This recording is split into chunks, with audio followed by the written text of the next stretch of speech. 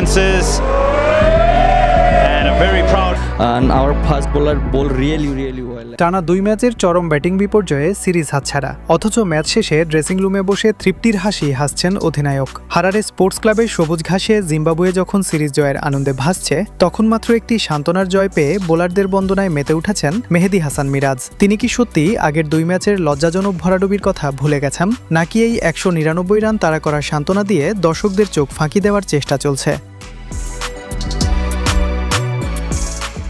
Toss জিতে ফিল্ডিংয়ের সিদ্ধান্তটা শুরুতে জাদুকরি মনে হচ্ছিল। পাওয়ার প্লের প্রথম 10 ওভারে মাত্র 21 রান তুলতেই 2 উইকেট হারায় জিম্বাবুয়ে। 12 ওভার পেরোতে না পেরোতেই স্কোরবোর্ডে 27 রানে 3 উইকেট। রীতিমতো ধ্বংসস্তূপে দাঁড়িয়ে স্বাগতিকরা। মনে হচ্ছিল হয়তো 100 রানের আগেই গুটিয়ে যাবে তারা, কিন্তু শেষেখান থেকেই শুরু ওয়েসলি মাধেভেরে আর ইনোসেন্ট কাইয়ার প্রতিরোধ। মাধেভেরের 56 বলের 50 খাদের কিনার থেকে টেনে তোলে দলকে, আর শেষ দিকে বোলারদের রীতিমতো তুলোধুনো করেন ব্র্যাড ইভান্স। মাত্র 41 বলে 5টি 4 ও 2টি ছক্কায় সাজানো তার বিধ্বংসী 50 পুরো ম্যাচের মোমেন্টাম ঘুরিয়ে দেয়। 48 ওভার 1 বলে জিম্বাবুয়ে যখন থামল, স্কোরবোর্ডে তখন জ্বলজ্বল করছে 199 রানের এক চ্যালেঞ্জিং সংগ্রহ।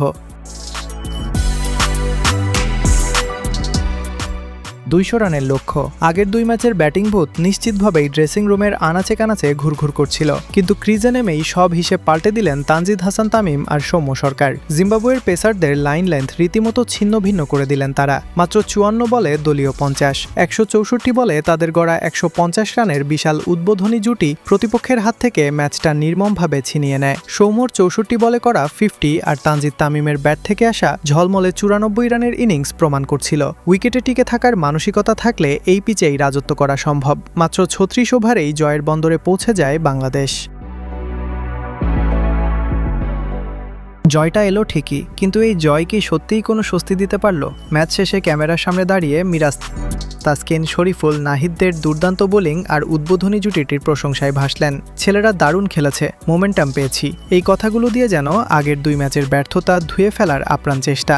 আগের ম্যাচগুলোতে যে হতশ্রী ব্যাটিংয়ের কারণে সিরিজটা হাতছাড়া হলো, সে বিষয়ে বিন্দুমাত্র আক্ষেপ বা ভুল থেকে শিক্ষা নেওয়ার তাগিদ দেখা গেল না।